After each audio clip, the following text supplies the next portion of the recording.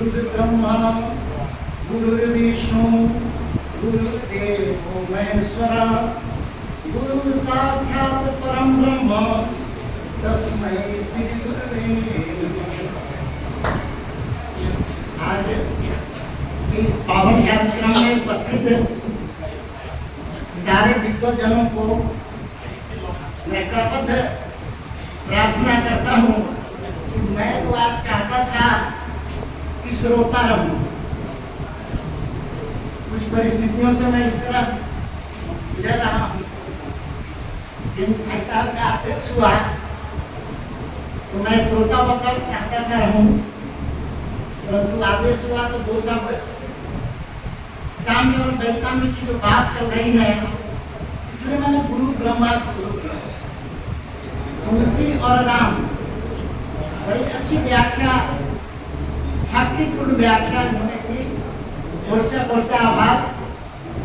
परंतु साम्य वैषम्य के दौड़ में हम देखते हैं कि जब तुलसी के राम और कबीर के राम इसको तो एक शब्दों में कह सकते हैं कि ये दास भक्ति की भावना है, और वो तो है निर्गुण ब्रह्म की उपासना है। एक लाइन से ज्यादा वैषम्य नहीं है, बाकी कुछ सामने ही सामने। अब इस बात को समझने के लिए भक्ति क्या है उसके थोड़ा पीछे जाएं तो पूर्व वैदिक काल तक तो बिल्कुल ठीक रहा है, लेकिन जब उत्तर वैदिक काल आया है उसमें तरह तरह का जो है ये पाखंड आदि से पूछना शुरू किया। उसकी व्याख्या भी बड़ी होगी।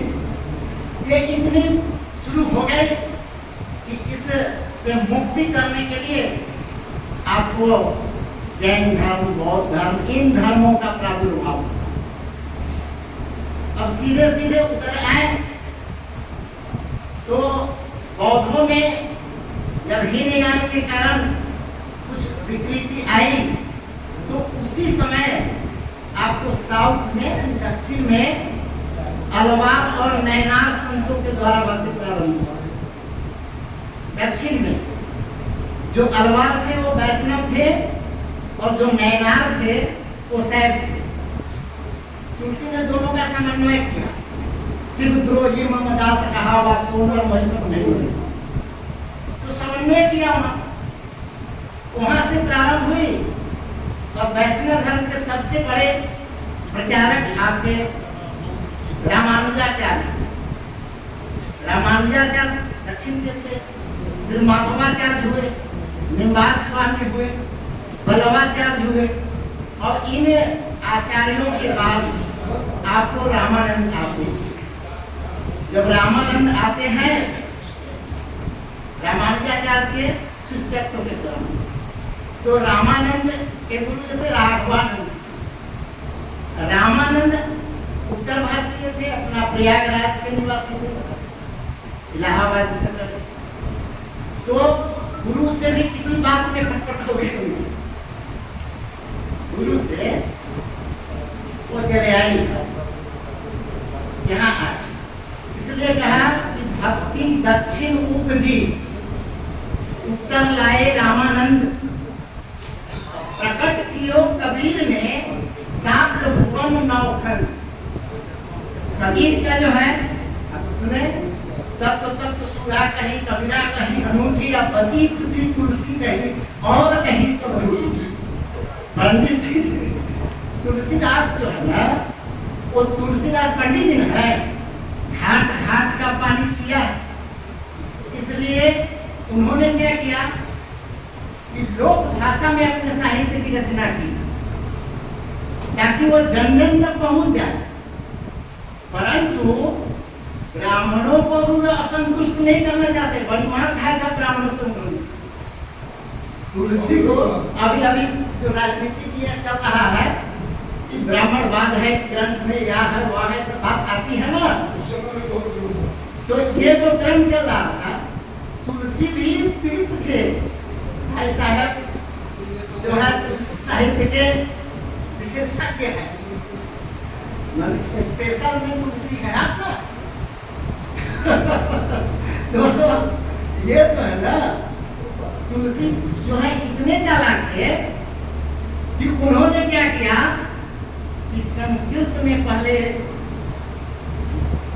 जो ही शुरू करते हैं तो संस्कृत में लिखते हैं कुछ दूर तक श्लोक, प्रारंभ में ही गणानाम छंदानाम रसानाम छंदसाम, सब में श्लोक लिखते हैं, यानी उनको भी संतुष्ट करना है और इन्हें भी संतुष्ट करना है। लेकिन कबीर की ये स्थिति जो है वो अखड़ और फकड़ व्यक्तित्व है। ऊपर से जितने कठोर दिखाई देते हैं, अंदर से बहुत कोमल है। जब रमैया के सेज की ओर उनके चरण बढ़ते हैं तो किसी नवीना किशोरी के चरण से भी बहुत कोमल और लचकदार मालूम होने लगते हैं, और वहां जा जाकर 100 बल खाते हैं।